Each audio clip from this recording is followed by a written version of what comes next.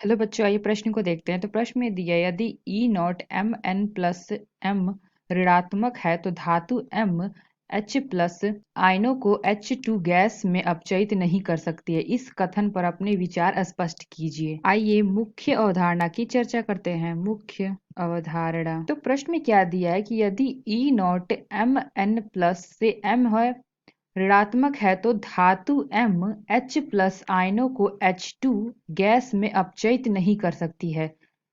तो यह जो हमारा कथन है यह क्या है, गलत है, यानी कि असत्य है। असत्य है क्योंकि दिया है ई नॉट एम एन प्लस से एम हो रहा है, यानी कि 1 से 0 हो रहा है। का मान ऋणात्मक होने पर एम एन प्लस आयन की एम में चयित होने की प्रवृत्ति H प्लस आयन के H2 गैस में अपचयित होने की प्रवृत्ति की तुलना में अपेक्षाकृत कम होती है। तो हमने क्या देखा कि E nought M N plus M का मान ऋणात्मक होने पर एम एन प्लस आयन की एम में अपचयित होने की प्रवृत्ति H प्लस आयन के H2 गैस में अपचयित होने की प्रवृत्ति की तुलना के अपेक्षाकृत क्या होती है, कम होती है।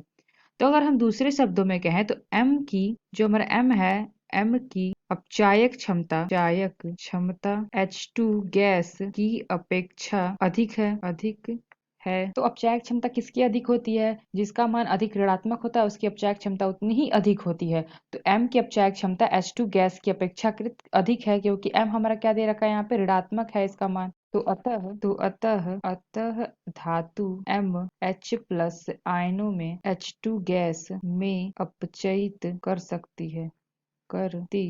तो जो हमारा धातु M है वो H प्लस आयनों को H2 गैस में अपचयित कर सकती है, और यहाँ पे क्या लिखा है कि नहीं कर सकती। इसलिए हम कह सकते हैं कि जो हमारा कथन है यह गलत है, यानी कि असत्य है। तो आशा करते हैं आपको समझ में आया होगा। धन्यवाद।